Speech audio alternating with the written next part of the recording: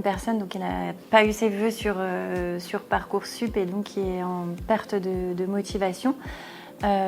Premièrement, c'est peut-être d'essayer de comprendre comment la motivation elle fonctionne et elle agit. Ce sera aussi une bonne chose à faire pour mieux se connaître et mieux se comprendre. Peut-être aussi, en premier lieu, c'est d'accueillir cet événement en étant quand même bienveillant et gentil avec soi-même. C'est pas forcément toujours facile.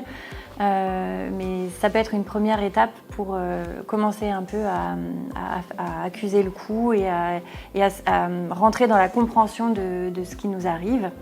Donc par rapport à la motivation, ce qu'il faut comprendre, c'est que en fait, la motivation, elle est souvent assez ténue.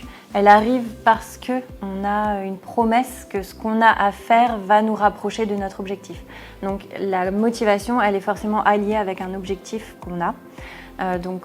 Comme sur Parcoursup, c'est assez engageant, ça demande énormément d'étapes, il y a beaucoup de réflexions à mener. Généralement, ça commence depuis le collège aussi, où on réfléchit à ce moment où on va devoir faire ses vœux sur Parcoursup. C'est quand même quelque chose de très impliquant, on s'investit beaucoup. Et réaliser tous les vœux sur Parcoursup, c'est aussi assez difficile. Ça demande beaucoup de temps et beaucoup d'énergie, beaucoup de patience. Donc comme tout ce qui nous demande de l'énergie, quand ça fonctionne bien, on a envie qu'on ait des résultats.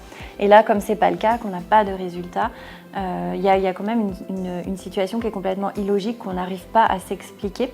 Et c'est ça qui peut provoquer cette perte brutale de motivation ou un sentiment d'impuissance dû à la situation.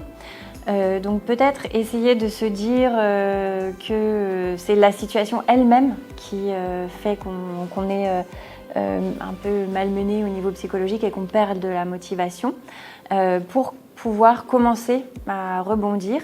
On prend un petit peu de temps pour soi, on fait peut-être quelques jours où on est au calme et on essaie de se concentrer sur des amis pour avoir du réconfort, se remonter le moral ou des activités qui nous font du bien.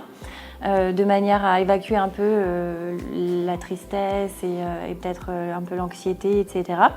Et puis après, essayer de se remobiliser, donc retrouver la motivation, ça viendra si on réfléchit à nouveau des objectifs. Donc soit viser une trajectoire un peu déviée et donc continuer dans le projet professionnel qu'on avait prévu, mais trouver des solutions un peu autres, ou soit réfléchir à son projet professionnel en repartant de la base. Et en fait, dans l'idée, la motivation, c'est plus l'étincelle qui fait qu'on va aller vers l'action. On a un objectif qu'on vise, c'est le cap. Et ensuite, on va le décliner en plusieurs sous-objectifs, comme si on montait un escalier. Et généralement, vous verrez que le fait de lancer une action va sous-tendre après la motivation, elle reviendra, elle va sous-tendre tout le reste des actions.